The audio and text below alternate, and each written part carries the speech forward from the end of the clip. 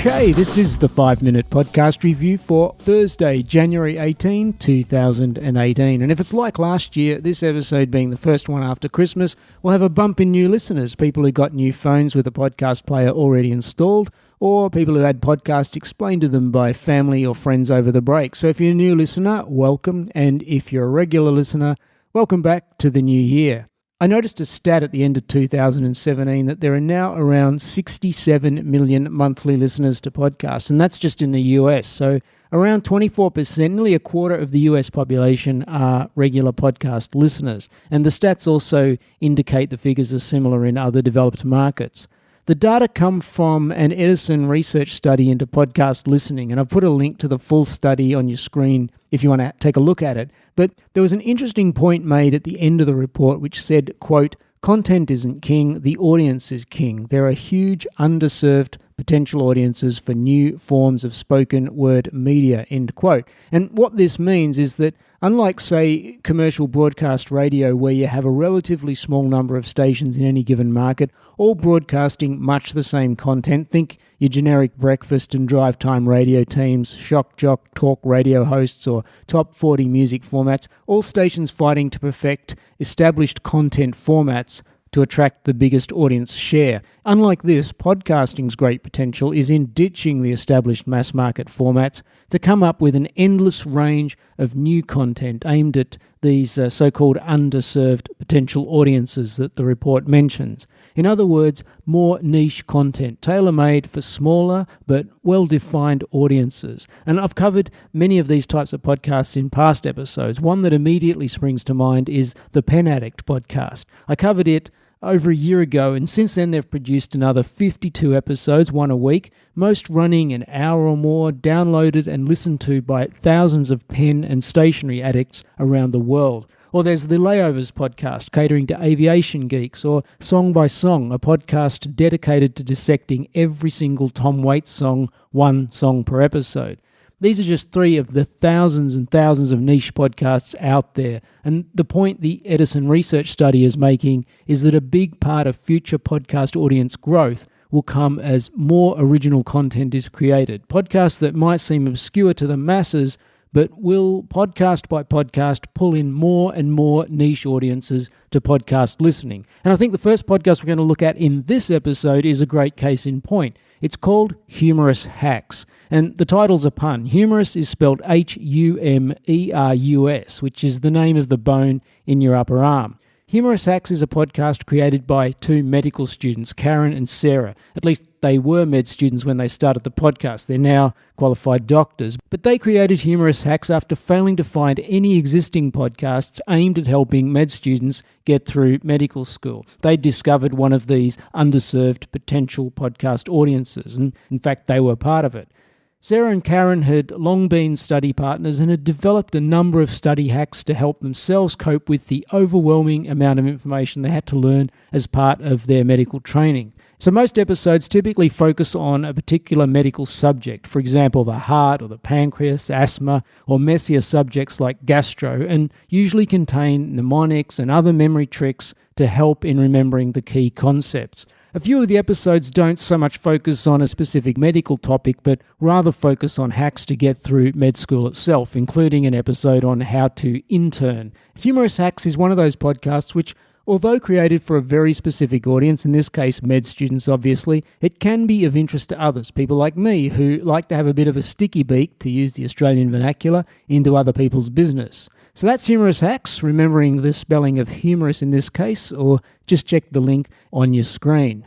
Next up is The Butterfly Effect. This is a 7-episode podcast series by journalist, author and documentary maker Jon Ronson, and takes a look at the video porn industry, and in particular the butterfly effects arising from a teenager in Brussels first making porn freely available online, completely changing a world where porn was much more limited and had to be paid for on DVD, VHS tapes, or at adult cinemas. Different episodes focus on the range of effects, from the impact on children now exposed to the flood of free porn, to the impact on the porn industry, the actors, the filmmakers themselves. Just one effect is the rise of so-called custom porn, where filmmakers and actors who now make little money from mass market porn, which is immediately pirated and put online for free, have turned their attention to creating customised, one-off films catering to the specific fetishes of individuals who are willing to pay. And this has led to plenty of unusual requests, like this one. This is Dan and Rhiannon of Anatomic Media. They're the duo that filmed the most mysterious bespoke porn film I've come across. It's kind of legendary in custom circles, and I know why. Ever since they showed it to me a few months back, I can't stop thinking about it. It's the Stamps video. A guy in, I'm not sure. Norway? Well, he has had this stamp collection for 40 years.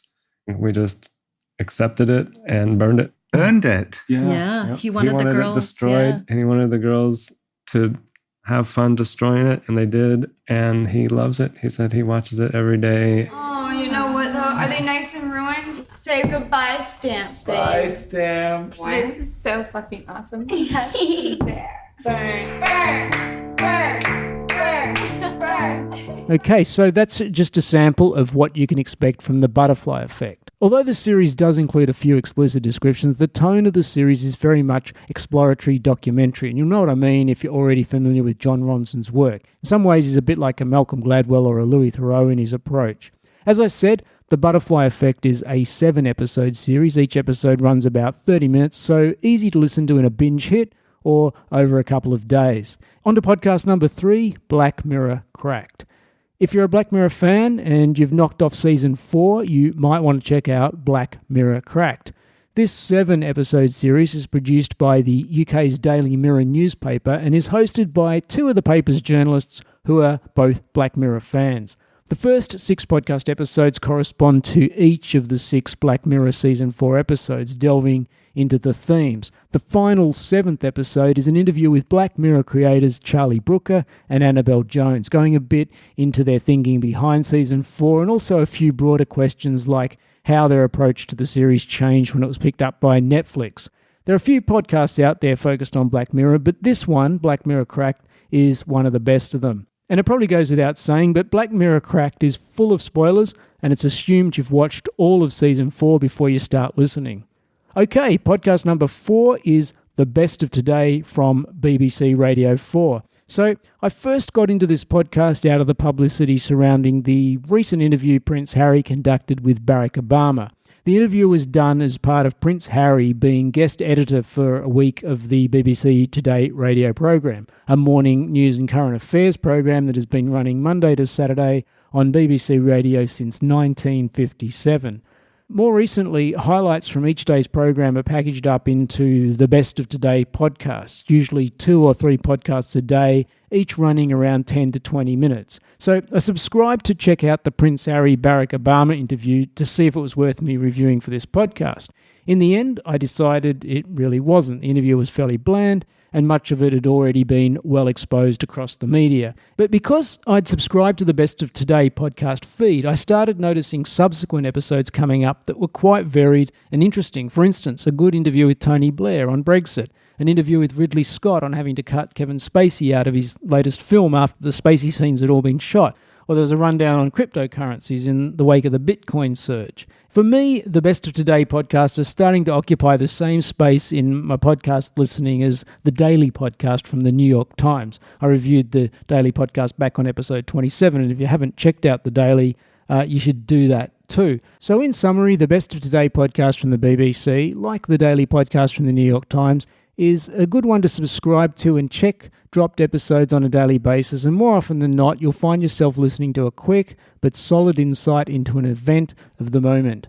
And of course, if you haven't heard Prince Harry interviewing Barack Obama and want to listen to it, there's also a separate episode of Prince Harry interviewing his father, Prince Charles. Then you can find them among the recent Best of Today episodes using the link on your screen. But I think the real value is in the many other episodes which what make the Best of Today from BBC Radio 4 worth subscribing to.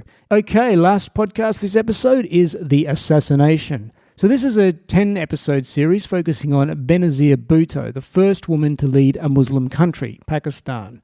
The podcast is presented by Owen Bennett-Jones, who was the BBC correspondent in Pakistan for many years and who knew Benazir Bhutto personally as well as professionally. So what we get is almost an insider view of the life and times and the assassination of Benazir Bhutto, as well as an informed insight into Pakistani politics and how Pakistan relates to the West. Now, even if Pakistani politics and Benazir Bhutto isn't necessarily your thing, the beauty of a limited episode podcast series like The Assassination is that it gives you the opportunity to become reasonably well informed on a significant event, in this case, a significant event in modern history, in a relatively short period of time. And unlike a book or a TV documentary, you can enlighten yourself while doing more mindless tasks like cleaning the house or travelling to work.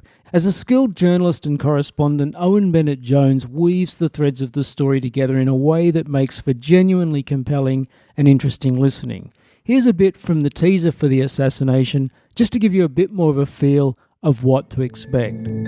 In this series of podcasts, I'll reveal more about the murder of someone I knew a little. I'm calling upon my countrymen to join me. Pakistan's former Prime Minister, Benazir Bhutto.